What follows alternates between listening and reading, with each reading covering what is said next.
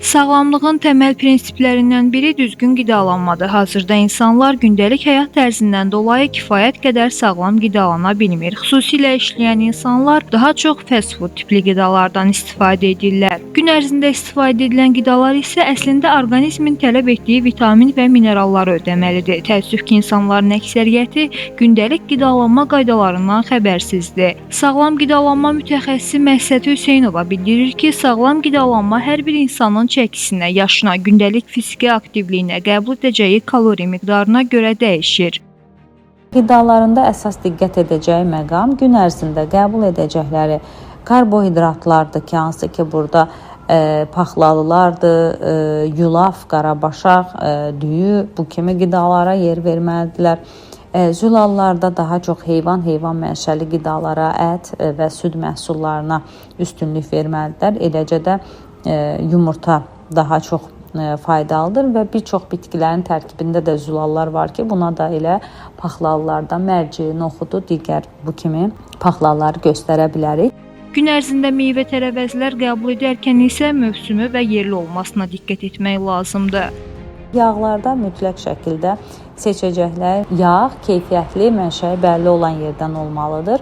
Bitki yağlarından daha çox zeytun yağına üstünlük verməklə yanaşı, eyni zamanda müasir dövrümüzdə avokado, kokos yağı, qoz və badamdan da istifadə edə bilərlər ki, bunların yağları da faydalı hesab olunur.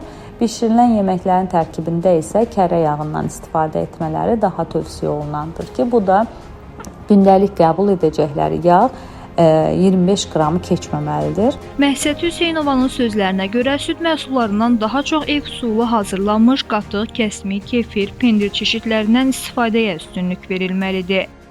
20-25 yaşa qədər olan insanlar gün ərzində 3 dəfə əsas qida qəbul etməlidirlər. 25 yaşdan sonra maddələr mübadiləsi zəiflədiyi üçün eyni zamanda da artıq 2 dəfə əsas yemək bu yaşdan sonra daha normal hesab olunur və yaxşı olar ki, bəzən ac qalaraq arıqlamağa çalışırlar ki, bu tamamilə yol verməzdir. Çünki orqanizm uzun müddət ac qaldıqda və yaxud da monoton qidalandıqda vitamin, mineral çatışmazlığından əziyyət çəkdiyinə görə bir çox xəstəliklərin yaranmasına gətirib çıxardır ki, buna da diqqət etsinlər. Su içməyi də unutmamaq lazımdır. Çünki su insan orqanizmində qəbul edilən qidaların doğru şəkildə parçalanmasında və toksik maddələrin atılmasında önəmli rol oynayır. Leyla Səməndər, Yeni Azərbaycan TV.